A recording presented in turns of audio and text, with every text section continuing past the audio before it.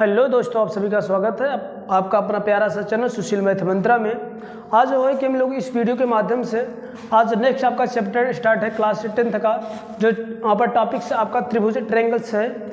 इसमें हम लोग जो है कि इसके जो बेसिक पार्ट थे उसको हम लोग डिस्कशन कर चुके थे कि कहने का मतलब क्या था। वहाँ पर आप लोगों को बताया जा चुका था कि समरूप क्या होते हैं, ट्रायंगल्स क्या होते हैं और इसके बाद सर्वांग समता क्या होता है।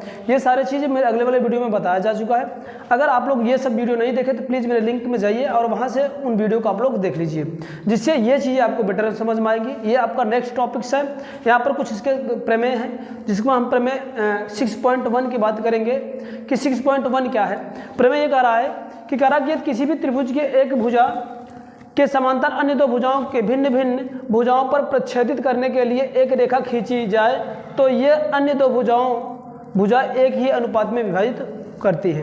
कहने का मतलब ये दे रखा है, एक आपका त्रिभुज दे रखा है ABC दे रखा है, इसके समांतर एक रेखा इस भुजा के एक समांतर रेखा दे रखी है, क्या DE दे रखी है। और यहाँ से क्या कर रहा है कि एक दो अन्य रेखाएं खींची जा रही जो एक दूसरे को अन्य अन्य भागों में ऐसे इस तरह से डिवाइड कर रही। तो हमें यह दिखाना है कि ये इसका जो पोर्शन बनेगा AD और DE का जो रेशियो होगा इस AE और EC के रेशियो के इक्वल होना चाहिए। ये मेरे को प्रूव करना है।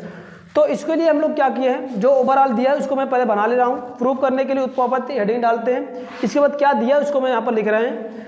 दिए मेरे पे क्या है, एक त्रिभुज दे रखा है ABC एक क्या है आपका त्रिभुज है, वो चीज़ मैंने यहाँ पर लिखा हूँ। फिर इसमें जो दे रखा है कि जिसमें भुजा BC है, BC के समांतर खींची गई एक भुजा आपका DE है। फिर इसके बाद एक अन्य दो भुजाओं AB, ये पहला AB दूसरा AC को क्रमशः कहाँ पर काट रही है, इसको और इसको, एक को D और एक E पे काट रही है। फिर से मेरी बात को ध्यान देना कि क्या दे रखा है, एक आपका ABCD एक त्रिभुज है जिसकी BC के समानांतर एक भुजा है जो दोनों भुजाओं को इसको और इसको दो अन्य भुजाओं को D और E पर क्या कर रही है, प्रच्छेदित कर रही है या काट रही है। ठीक है ना, इतना चीज़ आपको होगा। एक आपको त्रिभुज दे रखा था, इसके समांतर जब एक कोई रेखा मैं खींचा कि जो AB और AC को D और E बिंदु पर प्रच्छेदित कर रही है। ओके, फिर क्या करेंगे, अगला हेडिंग डालेंगे। हमें प्रूफ क्या करना है, जब इसको ऐसे इंटरसेक्ट कर दिया तो एक पोर्शन ये बन रहा है और एक पोर्शन ये, यानी AD अपान का BD कह लो चाहे DB कहो, ठीक ना। AD अपान का BD इज इक्वल टू क्या होगा, AE अपान का EC। ये आपको प्रूफ करना, ये मेरे को लाना है।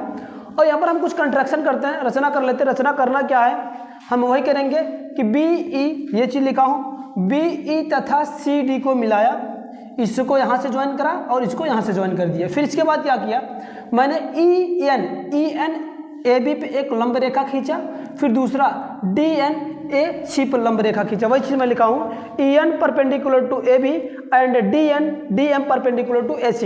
यानी है क्या चीज़, ये भी आपका इस पे रेखा पर लंब है और ये वाली जो DM क्या है, इस पे रेखा पर लंब है। हमें प्रूफ क्या करना है कि ये पोर्शन और ये पोर्शन का रेशियो निकालना है। तो ये वाला पोर्शन मिले कहाँ से, हम इस वाले त्रिभुज में से लेंगे, ठीक ना, इस वाले त्रिभुज में से, यानी ADE में। तो हम करेंगे क्या, इसके लिए वही चीज़ लिखेंगे, हम निकालेंगे area arc is equal to क्या होगा, आर्क त्रिभुज ADE में। ओके, यहाँ पर इस वाले एंगल में तो होगा क्या, एरिया का फार्मूला आप लोग जानेंगे त्रिभुज का, हाफ क्या होता है, आधार गुणे ऊंचाई होता है। ये तो आपको पता ही है, ऊंचाई। ओके, चलो अब यह चीज़ लिख लेते हैं, हाफ इसका आधार क्या है आपका, इस वाले के लिए अगर मैं यहाँ से ये देखूँ लंब इस पर पड़ा है तो ये इसके बराबर हो गया, यानी ये आधार बनेगा, ये लंबिक दूरी, जिसको लंबिक दूरी जो होती है ऊंचाई बनती है, तो परपेंडिकुलर तो लंब यही बनेगा। तो होगा क्या जाएगा, AD आधार AD है गुणे आधार AD, तो ऊंचाई क्या बन जाएगी, EN बन जाएगी। क्या बन जाएगी, EN। इसको इक्वेशन फर्स्ट करके हम लोग यहाँ पर छोड़ दे रहे हैं, और यानी एरिया ऑफ त्रिभुज ADE का। ओके, इसको इक्वेशन फर्स्ट यहाँ पर एडजस्ट कर लेते हैं। नेक्स्ट वाला हम लोग क्या करते हैं, यहाँ से लिख लेते हैं ये। चलो दूसरा क्या लेते हैं हम लोग, एक तो ये एरिया बन गया आपका त्रिभुज प्रॉपरली लिख लो, त्रिभुज ADE का हम दूसरा क्या ले लेते हैं, ये वाला ट्रायंगल से लेते हैं, कौन सा, ये वाला DEB, क्योंकि दूसरा पोर्शन मुझे ये चाहिए। ये वाला किस त्रिभुज में आ रहा है, इस वाले त्रिभुज में आ रहा है, तो वही चीज़ हम लिखेंगे आर्क ऑफ यानी एरिया ऑफ डी त्रिभुज DEB।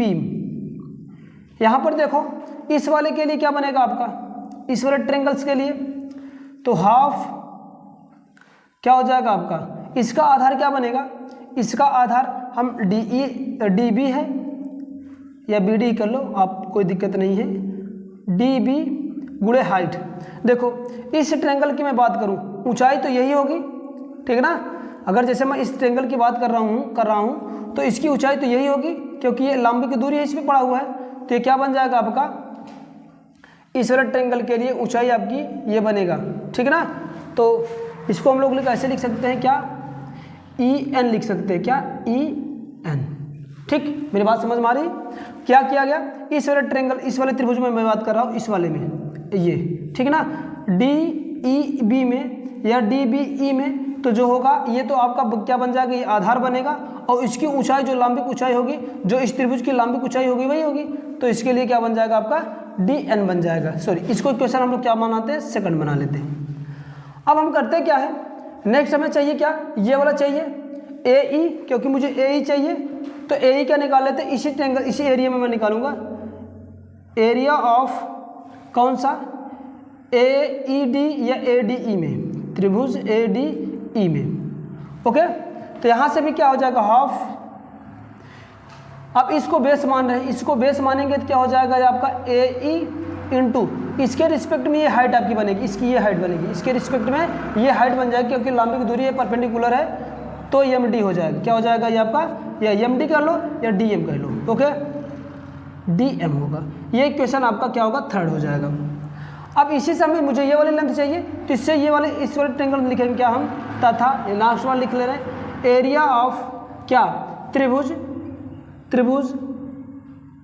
BCE में, ओके, या एरिया ऑफ त्रिभुज BCE, ये वाला ट्रायंगल ले रहा हूँ, ये वाला ध्यान देना, ये वाला।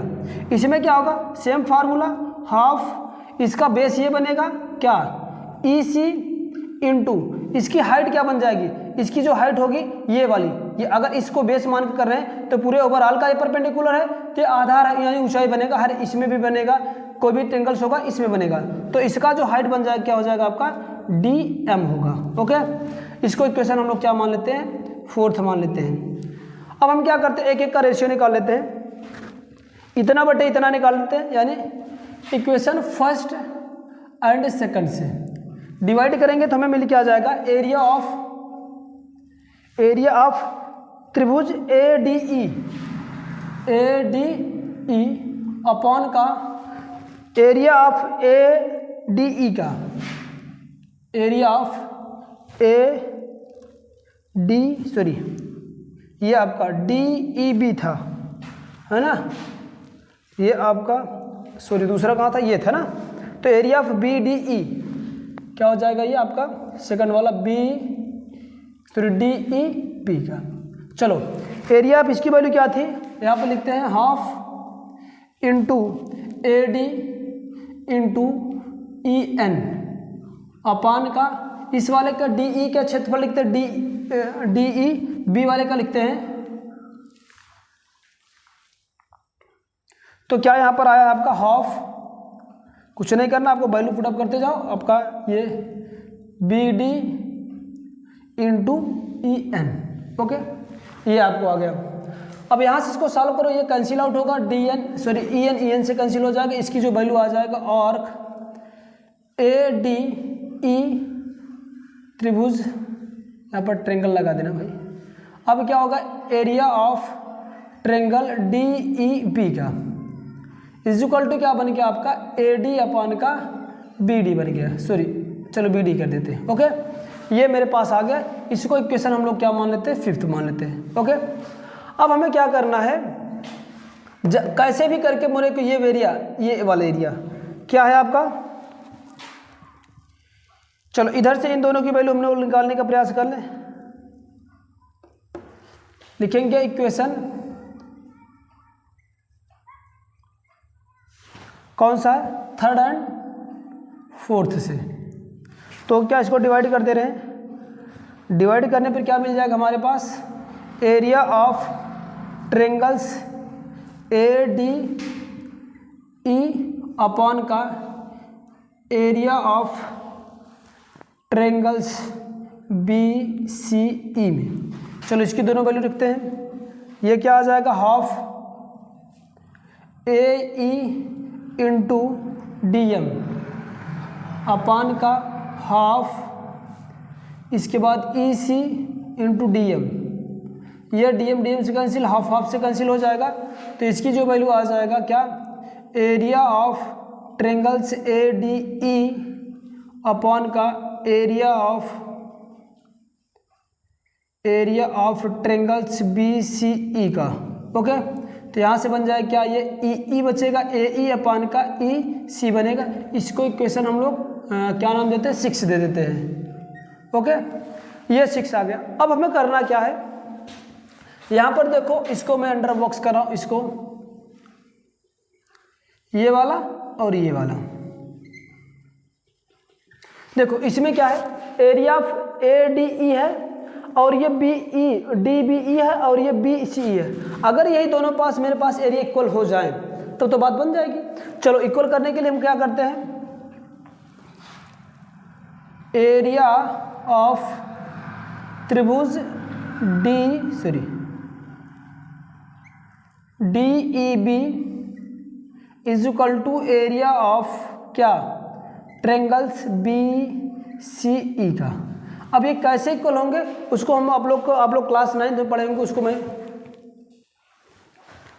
चलो अब ये दोनों त्रिभुज बराबर क्यों होते हैं हम लोग पढ़े, हम लोग जानते हैं कि त्रिभुज ये वाला जो बन रहा है, देखो त्रिभुज डी ई बी तथा त्रिभुज बी ई सी वाला क्या है, दोनों देख रहे हो ना, इसी के क्या है, देखा एक ही आधार, इसका आधार क्या है आपका डी ई है, एक ही आधार के बने हैं और ये दो समांतर रेखाओं के बीच बना है। प्रमेय आपका होता है कि अगर कोई भी त्रिभुज दो समांतर रेखाओं के बीच बना हो तथा दोनों त्रिभुज का एक ही आपका आधार सेम होता है तो उस कंडीशन में दोनों त्रिभुज क्या होते हैं आपस में, उनका क्षेत्रफल आपस में बराबर होता है। इस कंडीशन में क्या हो जाएगा, यहाँ पर लिखा मैंने, त्रिभुज डी ई बी और त्रिभुज बी सी ई एक ही आधार डी ई तथा समांतर रेखाओं बी ई डी ई और बी सी के बीच बने, अतः इसलिए दोनों त्रिभुज का क्षेत्रफल क्या होगा, बराबर होगा। इसको हम लोग इक्वेशन क्या मान लेते हैं, 7th मान लेते हैं। ओके, अब हम लिखेंगे क्या, इक्वेशन समीकरण क्या आपका 5th और 6th तथा 7th से। अब हमें मिल क्या जाएगा, देखो अब ये इसके स्थान पर हम लोग क्या लिख सकते हैं, इसके स्थान पर हम लोग लिख सकते हैं क्या, ये वाला टर्म लिख सकते हैं ना। चलो अब क्या करेंगे हम लोग, तो अब हमारा आ जाएगा क्या समझना आप, अच्छा लिख मैं दे रहा हूँ जिससे आप लोग कोई भी कन्फ्यूजन ना रहे। तो क्या हो जाएगा आपका ये ए यानी area of triangles A D E upon का, पर इधर का लिख रहा हूँ, ए ई अपान का ई सी। ओके, ये लिख लिया। अब क्या देखो बी ई, इसके बी सी ई के स्थान क्या रखते हो, बी ई सी के स्थान हम लोग लिख सकते हैं क्या, त्रिभुज एरिया ऑफ त्रिभुज डी ई बी लिख सकते हो, दोनों बराबर है। तो जहाँ पर ये वाला देखो यहाँ पर टर्म ये जो है इसके स्थान पर हम लोग ये लिख दे रहे हैं, तो क्या आ जाएगा, एरिया ऑफ त्रिभुज डी ई बी का। ठीक ना। अब हम लोग क्या मिला, देखो ये वाला हमें इसको क्या लिख सकते हैं, ये वाले को देखो ये मिल गया हमारे पास, एरिया ऑफ त्रिभुज ए डी ई अपान का एरिया ऑफ त्रिभुज डी ई बी मिल गया ना। तब इसके स्थान हम लोग क्या लिख सकते हैं, इससे या तो हम इसको काट दे रहे हैं, ये 5 इक्वेशन हम कर दे रहे हैं, इक्वेशन 6 और 7th मेरे मिल जाएगा ये। अब हम लिखेंगे फ्रॉम इक्वेशन 5th से क्या मिलेगा। अब इसके स्थान पर हम लोग टोटल ओवरऑल इसके स्थान पर हम लोग क्या लिख सकते हैं, इसके स्थान पर हम लोग ये लिख सकते हैं, तो लिख देंगे क्या, ए डी अपान का B D is equal to क्या है, ए ई अपान का ई सी था। ये हम लोग क्या करना था, प्रूव करना था, जो कि आपका बहुत ही अच्छा कंसेप्ट है और मैं समझ रहा हूँ कि ये चीज़ इसमें आपको समझने में कोई भी प्रॉब्लम नहीं होगी। अगर कोई प्रॉब्लम हो रहा है तो वीडियो को बैक करके फिर से अगेन इसको देखिए। तो ऐसे करने आपको कोई भी प्रॉब्लम नहीं रहेगा। अगर वीडियो अच्छी लगी तो प्लीज़ इसको लाइक करिए, शेयर करिए तथा चैनल पर नए हो तो प्लीज़ चैनल को सब्सक्राइब कर लीजिए, बेल का आइकन को भी ऑन कर लीजिए, जो कुछ भी यहाँ से वीडियो अपलोड कीजिए आप लोग के लिए नोटिफिकेशन आपको पहुँच जाएगी। Thank you watching this video.